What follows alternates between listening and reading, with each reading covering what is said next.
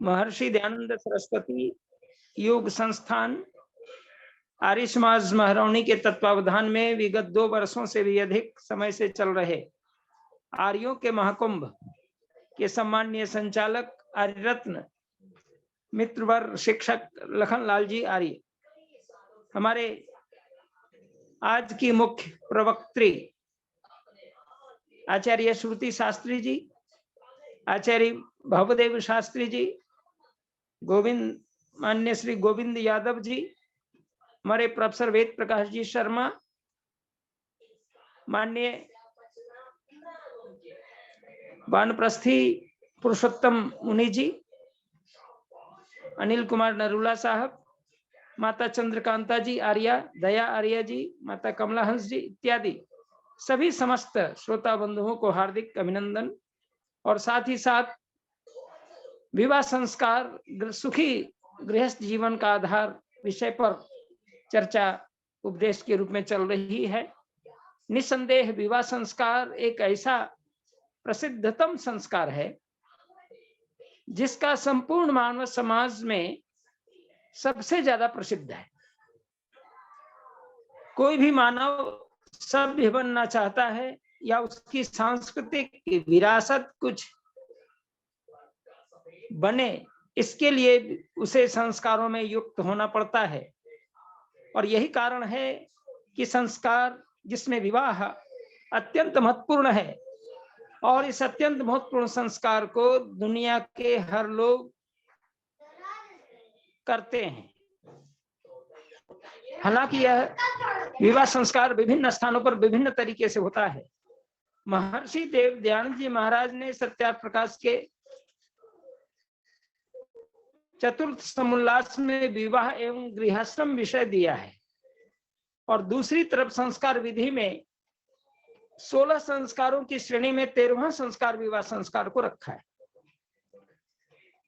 यह संस्कार इतना महत्वपूर्ण है कि इसके विभाग करते उन्होंने 8 प्रकार के विवाह को उद्धृत किया है, जिसमें 4 प्रकार के विवाह संस्कार आर्ष पद्धति के विवाह संस्कार के रूप में है, आर्यों के लिए है, जिसमें आर्ष, प्राजापत्य, ब्रह्म और दैव, ये 4 विवाह संस्कार आर्यों के लिए है। और गांधर्व, राक्षस, पिशाच, ये सभी संस्कार अनार्यों के लिए है, अर्थात जहां सभ्यता उतनी विकसित नहीं है और जहां मानसिक प्रवृत्ति कम होकर के राक्षस प्रवृत्तियां ज्यादा हैं, वहां पर ये विवाह संस्कार प्रचलित है। लेकिन आर्यों के बीच जो विवाह संस्कार है वह दैव विवाह संस्कार है। प्राजापत्य इसका नाम है, आर्ष और ब्राह्म पद्धति है। ब्राह्म पद्धति मूलतः ब्रह्मवेद को कहते हैं, और वेदानुसार मंत्रों के आधार पर जो विवाह संस्कार किए जाते हैं वह ब्राह्म विवाह पद्धति है। इसमें किसी प्रकार का विशेष लेन देन, तिलक आदि जो प्रचलित हैं वो नहीं दिया जाता। दैव विवाह देव यज्ञ से युक्त होने के कारण यह भी आर्यों में प्रसिद्ध है, और इसमें भी कन्या पक्ष की प्रधानता दी गई है वर पक्ष से अधिक, और वहां भी यज्ञ प्रधान है। प्राजापत्य विवाह में भी यज्ञ करके वर वधु को गृहस्थ आश्रम में प्रवेश कराया जाता है। इस तरह से ये संस्कार इतने महत्वपूर्ण हैं कि संपूर्ण मानव समाज को एक निर्धारित अवधि तक, अर्थात यूं कह लें कि उनका वानप्रस्थ से पूर्व का जो जीवन है उसको बड़ा ही सुंदर ढंग से विश्लेषित किया गया है, उसे अधिकृत किया गया है, और संपूर्ण सृष्टि के विकास में उनका योगदान हो, ताकि यह सृष्टि 4 अरब 32 करोड़ वर्ष की चलती रहे। क्योंकि विवाह संस्कार ही एक ऐसा माध्यम है जिससे सृष्टि आगे बढ़ती है, और यह विवाह संस्कार न होए तो संतान संवैधानिक रूप से, धार्मिक रूप से, सांस्कृतिक रूप से और हमारी जो सभ्यता और संस्कृति है इसके विरुद्ध नहीं होते हुए उसके अधिकार क्षेत्र में रहते हैं और समाज उसको मान्यता देता है। इसलिए आवश्यकता है कि विवाह संस्कार जैसे सुंदर संस्कार को हम जीवन में इस प्रकार प्रचलित कर दें कि लोग इस विवाह संस्कार को करने के लिए उद्यत हों।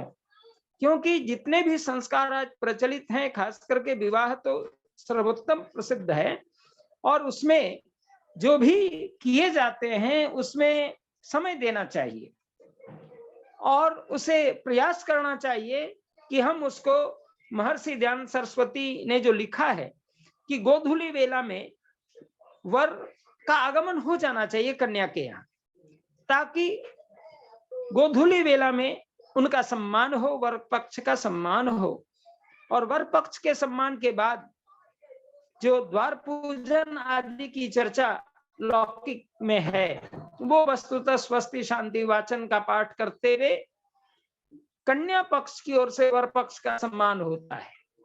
और वस्तुतः वहीं पर वह ब्रह्म यज्ञ भी कर सकते हैं, देवी यज्ञ भी कर सकते हैं। और कई बार मुझे मध्य प्रदेश के बॉर्डर में विवाह संस्कार करने का वर्षों पहले अवसर मिलता रहा है, तो उसमें मैंने वहां पर जो कि संस्कृत के विद्वान आए थे, वेद और अच्छे संस्कृतज्ञ विद्वान पूरे वर पक्ष में थे और मैं कन्या पक्ष से था।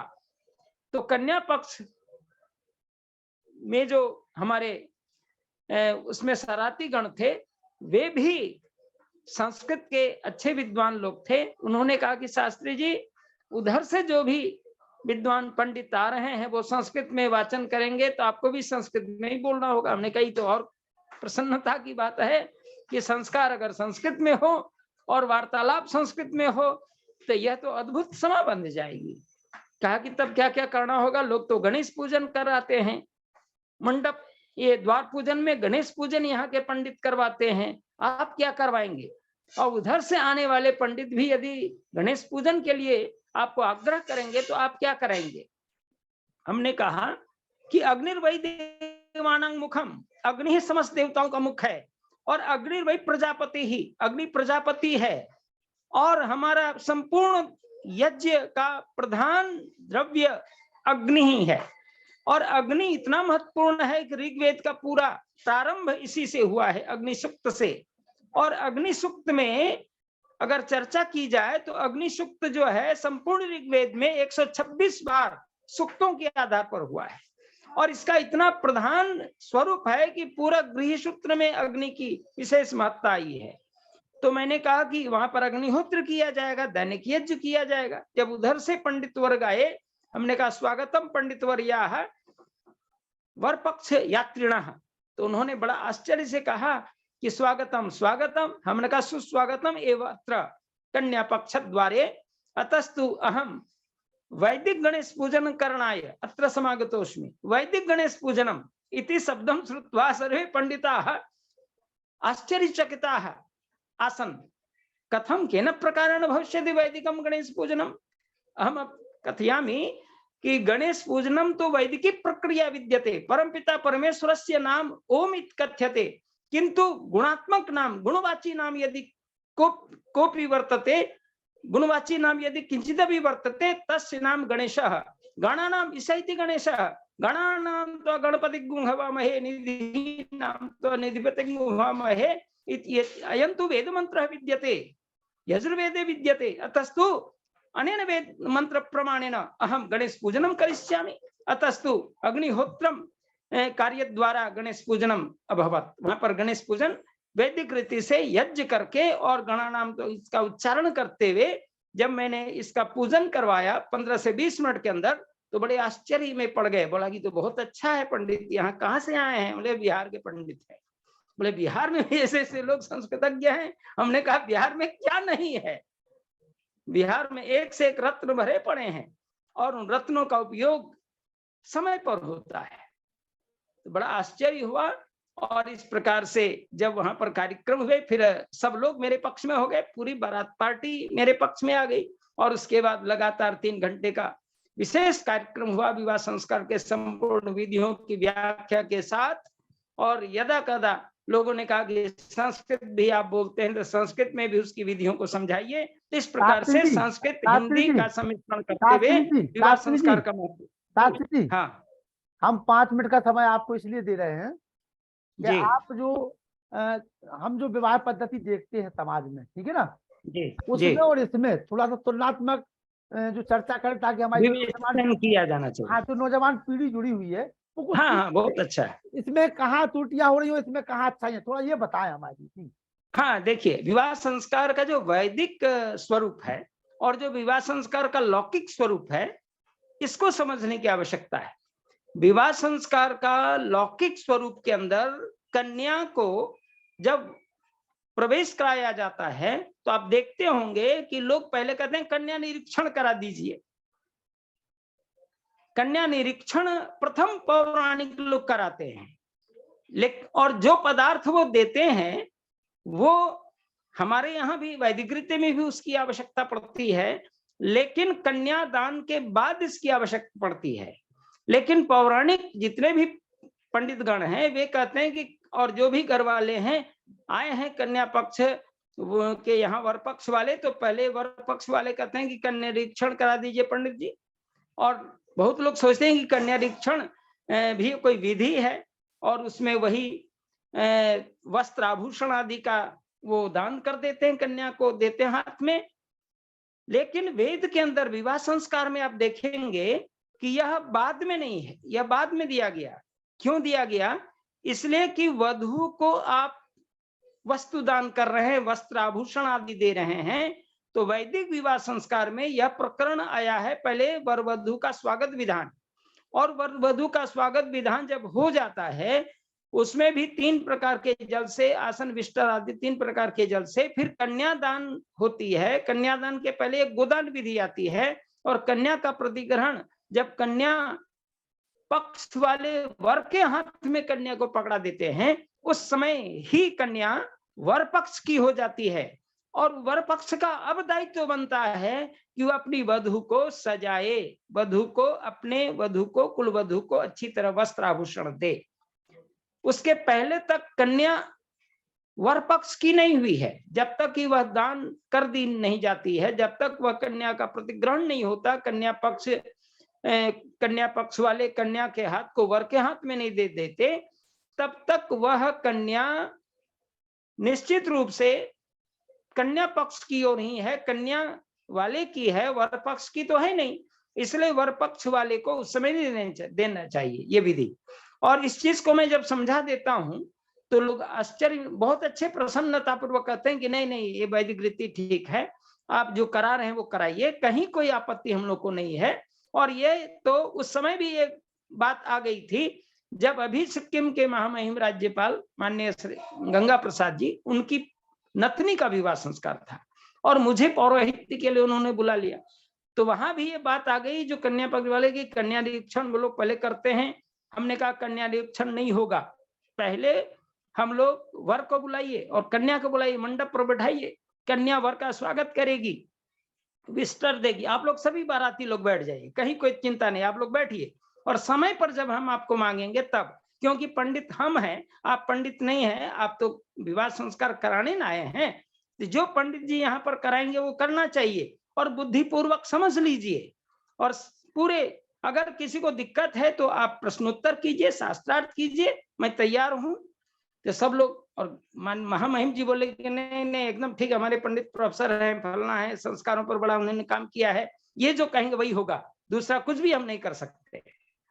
सब लोग आश्चर्य में पड़े कि भाई क्या विधि है। हमने कहा देख लीजिए, जब स्वागत विधान हुआ, सब कुछ हुआ, कन्यादान हो गया, हमने कहा कन्यादान हो गया, अब कन्या आपके कुल में चली गई, अब आपका अधिकार बनता है कि आप वधु को, अपनी वधु को आप पूरे वस्त्र आभूषण देकर अलंकृत कर दीजिए। इतना जब आप देखेंगे और वहां के लोग सुने तो बड़े आश्चर्यचकित भी हुए और साथ साथ इस रीति को बड़ा पसंद किया। तो मैं खास करके युवा बंधुओं से करना चाहता हूं कि युवा वर्ग को अब विवाह मंडप में आना है या जिनका विवाह हो चुका है सद्य, वो लोग भी इस चीज को समझ लें कि यह विधि जो है वो महर्षि दयानंद सरस्वती ने वेदों के आधार पर दिया है।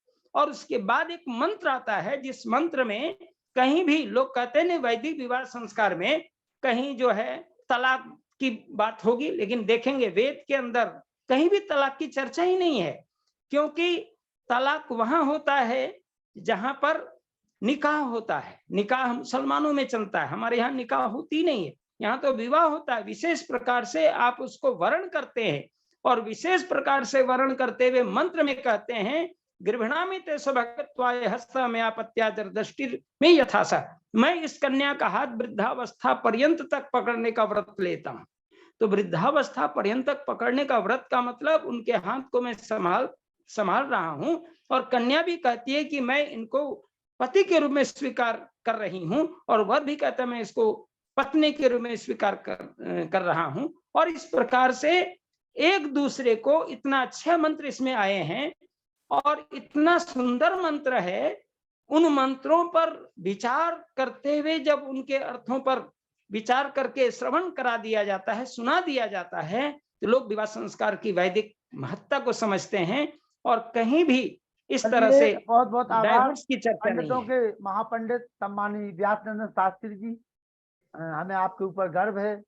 बहुत बहुत आभार। हमारी आर्य जगत की विदुषी आचार्य श्रुति शास्त्री जी आ चुकी हैं। मैं निवेदन करने लगा हूँ, सम्मानित वेद प्रकाश शर्मा जी जो रोहिलखंड विश्वविद्यालय बरेली में MD और MBBS डॉक्टरों को पढ़ाने वाले हैं, हमारे मित्रवर बड़े भाई सम्मानित पंडित वेद प्रकाश शर्मा जी बरेली। आइए, स्वागत है आपका, और सादर आमंत्रित करिए आचार्य श्रुति शास्त्री जी को। बहुत सौभाग्य का विषय है कि हमारे बीच में विद्युत